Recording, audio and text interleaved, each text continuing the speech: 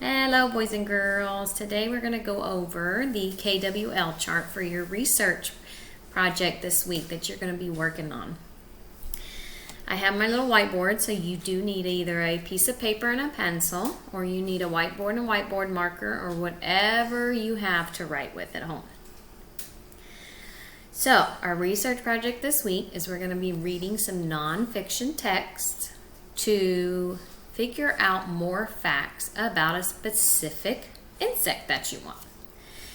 So the insect that I am going to show you an example on is a June bug. So on your KWL chart, you're going to put name of the insect.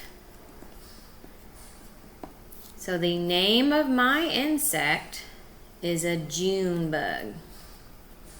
And the reason I chose a June bug is because we have them everywhere in the front yard. And in a minute, I'm going to show you the little June bug in case you don't know what one looks like.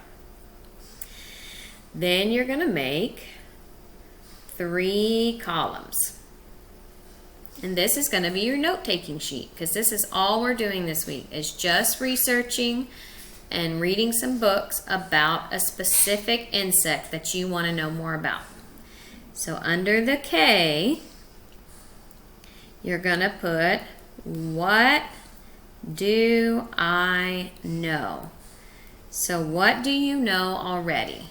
So remember, I told you I got my little June bug guy, and I do not like insects. So I went outside just for you to go catch this little guy. So here is a June bug. His little feet are moving still. So I'm going to put him to the side because Miss Garza doesn't really like bugs that much. But just in case you didn't know what one was, they're the little brown crunchy things that are all over the front porch. So I'm going to put him to the side and hopefully he doesn't crawl away on me. And then I'm going to wash my hands. So one thing I know about that June bug is June bugs are brown. So that little crunchy guy right there, they're a little bit dark brown. Their heads are a little bit dark, but that is one thing that I already knew. You only need to put 2 things under each column, but if you want to put more, then you are more than welcome to put more. So that is what you're going to do under the K. What do I know? June bugs are brown. This is a word we see often in our reading. Then we're going to do W. What do I want to learn? So what do you want to know more about that specific insect? I've always wondered why they're called June bugs if they're out in April and they're out in March and they're out in May. Why call them a June bug if they're out in other months? So that's something I've always wondered. Why are June bugs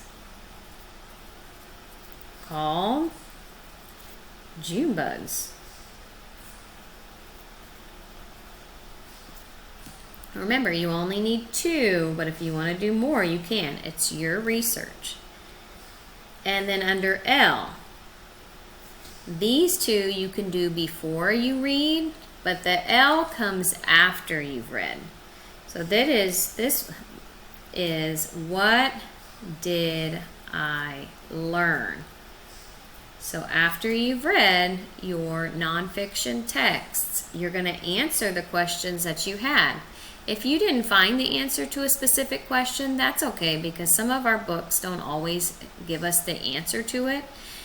Just try to answer the ones that you originally wanted to learn about. Remember, you only need 2. So boys and girls, this is all we're going to do this week. It's just the research part. We're only going to be reading and writing down our KWL chart.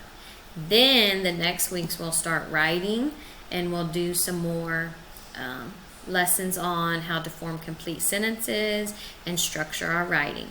If you have any questions whatsoever, make sure that your parents email me or send me a video yourself asking. So I'll bring our little June bug guy back in so he can tell you bye.